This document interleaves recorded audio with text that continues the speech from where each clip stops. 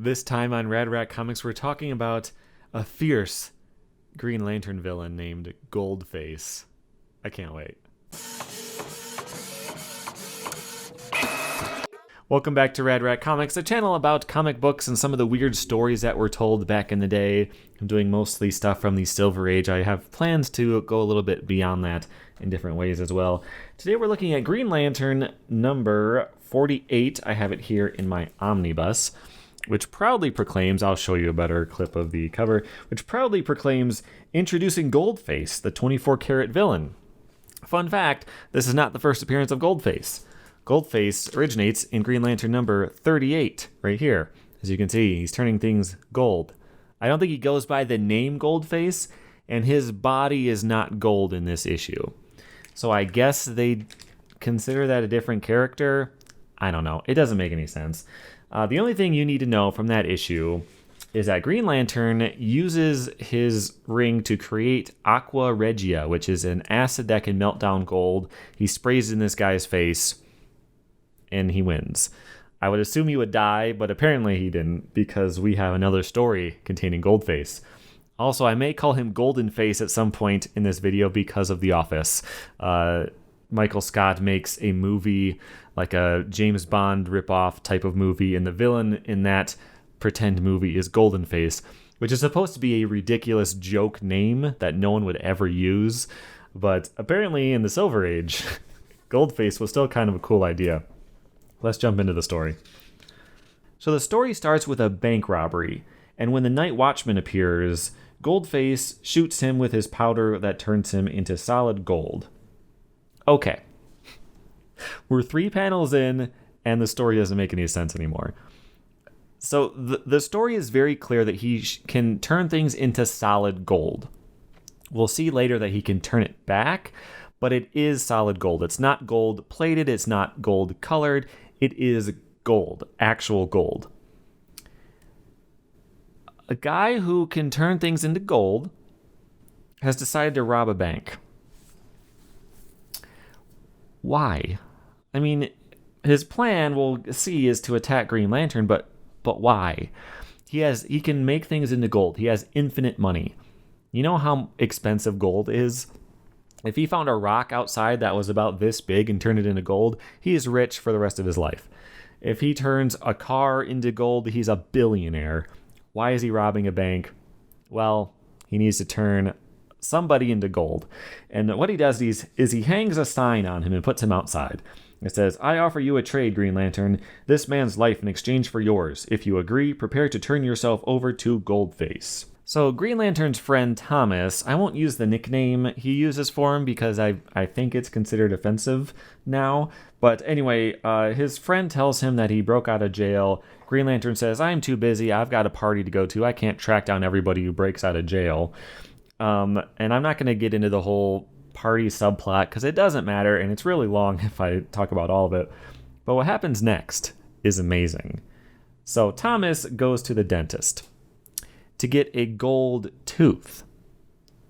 And that gold tooth starts talking.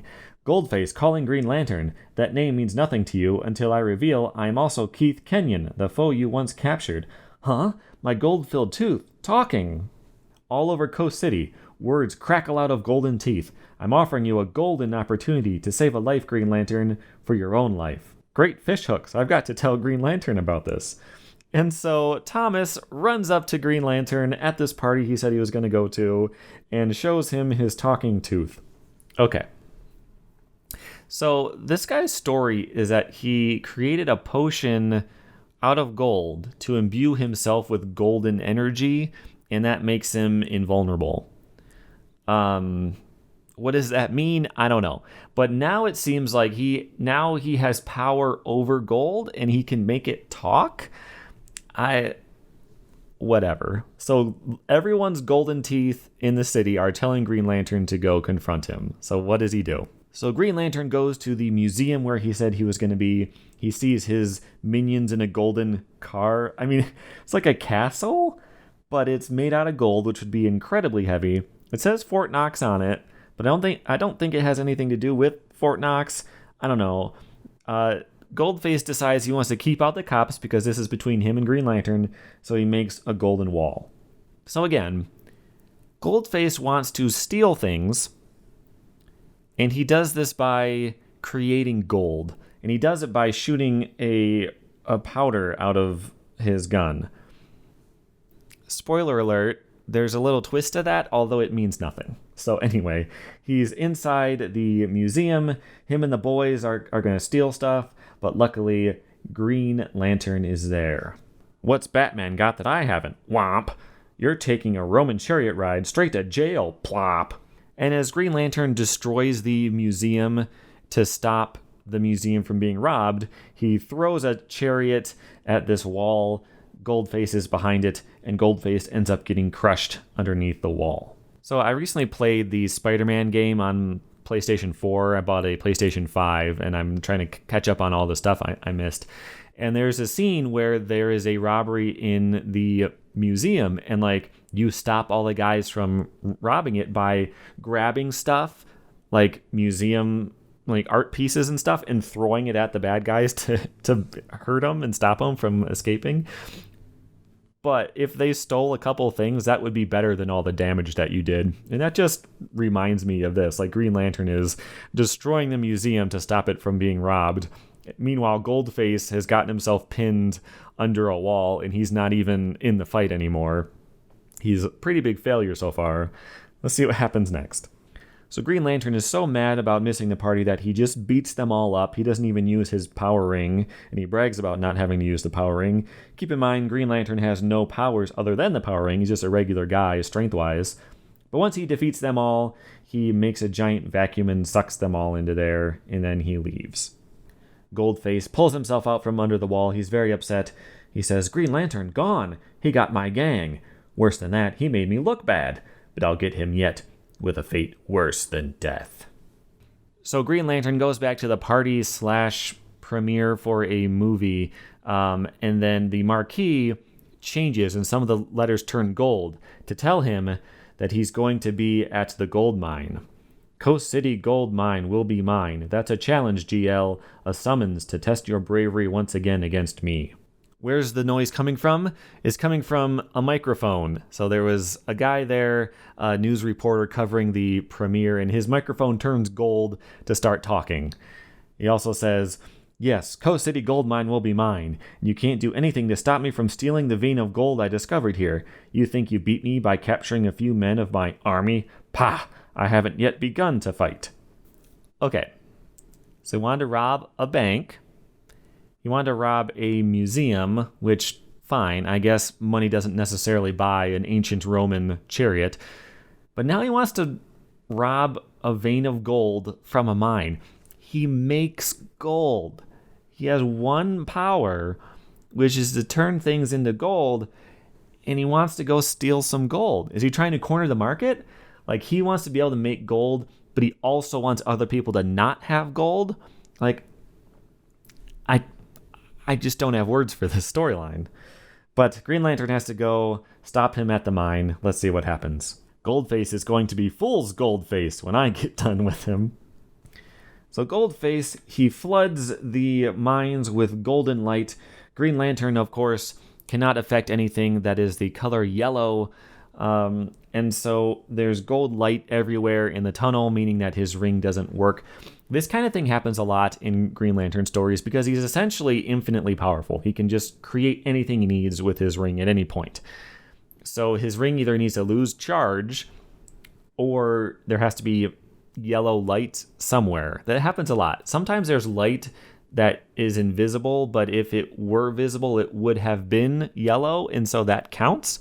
But luckily, Green Lantern is a good fighter anyway, and he beats up all the bad guys in the golden lit mine. And then Green Lantern is confronted by Goldface himself. "Ha, foolish, foolish Green Lantern. Do you think you Law and Order guys are the only ones who have courage? I beat Goldface once, as Keith Kenyon, with Aqua Regia to dissolve his golden invulnerability. Knowing I'd be facing that aureate ape, I took time out to prepare the solution of royal water on the off chance I might not be able to use my power ring against him again. You're done for, Green Lantern. Don't be stubborn. Admit it." "Eh? The gold's not dissolving. How could you underestimate me so? You beat me once with that stuff. Do you really think you could play the same trick on me twice? I've improved my elixir since I escaped from jail. Made it so powerful now that it's imbued my body with a super auric energy, giving me awesome powers over gold. Yes, so his powers are not necessarily controlling gold. It is auric energy. Which sounds cool. You know, gold is AU, so like or whatever is gold category. So he's got super auric energy. His energy is so auric that it cannot be affected by that acid anymore. Fine. Okay. So he's super powerful now compared to before. That's why his whole body is gold instead of him just looking like a normal dude. Green Lantern tries to fight him, but he fails, and Goldface actually turns him gold, and he loses. But luckily, this is only chapter 2 of 3, and being the Silver Age, you know that Green Lantern's going to win in the end. The only real question is how he wins, so let's see what happens. The bad guys bring him back to their lair, and Green Lantern breaks through the gold and punches Goldface, and he's actually got a pretty sick burn too. Goldface says, "Haha, still harping on that same old theme. Don't you recognize a better man when you see him?" "I sure do. I see my own reflection in that gold face of yours." That's a pretty good burn. Now we get to the twist.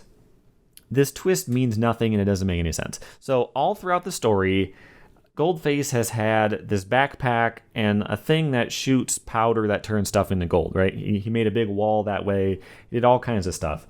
Green Lantern grabs the backpack, and so now his powers are null. He can't do anything without his powder, right? No. He doesn't actually use that. That's just a prop. That means nothing. He turns stuff to gold through a spark that comes out of his forehead. Like, why put that in the story? Why would he obscure the way that he turns stuff into gold? I guess there could be some strategic use for that, to pretend he's doing something and make it look like he has a weakness that he really doesn't. But like, why put it in the story? Just don't have Green Lantern steal the backpack, or don't, like, I don't know why this is in here, but it is. So Goldface has the upper hand again, and he starts trying to zap Green Lantern with his forehead bolts. Got to get that helmet off him. Haha, you superheroes always have to put on a good show, always in there fighting to the bitter end. Go to it. I wouldn't want you to go down to defeat without giving it your all. There doesn't seem to be a way to get that helmet off. Turning away, Green Lantern grabs up some of the golden shell which encased his body, and the brittle gold has warmed to room temperature. Maybe I can use it as a sort of boxing glove. So Green Lantern, again, he's just a normal person, strength-wise and all that kind of stuff. He just grabs some gold that's room temperature, and he just bends it into a boxing glove around himself, and he punches him, which works. I can't hurt him with my fist or power ring, but all that auric energy inside him should make him vulnerable to gold. I don't think that's true.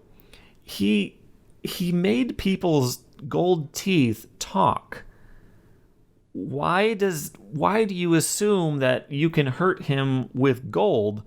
Like, I just don't understand, but it works, and it works great, because Goldface is about to zap Green Lantern with his helmet, but as he punches him, he doubles over and zaps his own legs, which turn them gold. And with his legs immobilized, Green Lantern is able to rip off his helmet and actually turn him into gold. There's still a lot of questions here. Why did he break out of the gold? There was just like a gold shell on him when everything else is solid gold.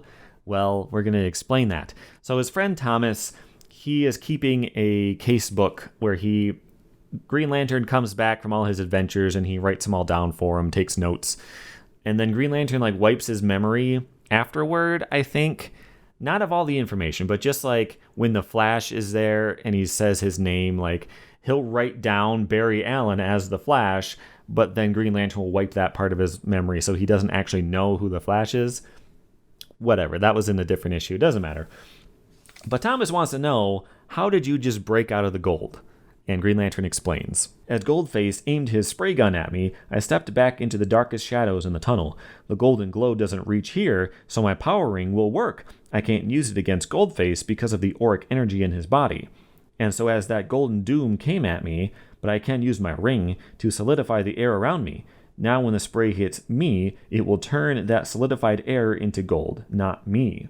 What Goldface saw was gold, all right, but solidified air turned to gold. I was safe inside that sheath, which resembled my body, with sufficient airspace to breathe in. So, it had to be a really thin shell, because, all of his detail was there, and he still looked like himself. But he had enough air to breathe for a while. He had to live in there long enough for the gold to, warm up so that he could freeze it real quick and made it shatter, and that's how he broke out. I don't know. We resolved the party's storyline, so Green Lantern was being hit on by the lead actress in the movie for the premiere they were going to, and he had to decide between Carol, his girlfriend, and the actress. He chooses the actress, but he does it because he wants Carol to want Hal, his secret identity, and not Green Lantern as the hero. She doesn't know that they're the same guy. So, whatever. Green Lantern has plans on plans. Thomas is very impressed. But okay, you may be still questioning whether things are solid gold. I promise that he can turn things into gold, and I'll prove it with this last panel. Finally, what about Goldface? Once Green Lantern pulled the lever that returned him to normal, Keith Kenyon, alias Goldface, is the only prisoner in the world to have a solid gold jail cell.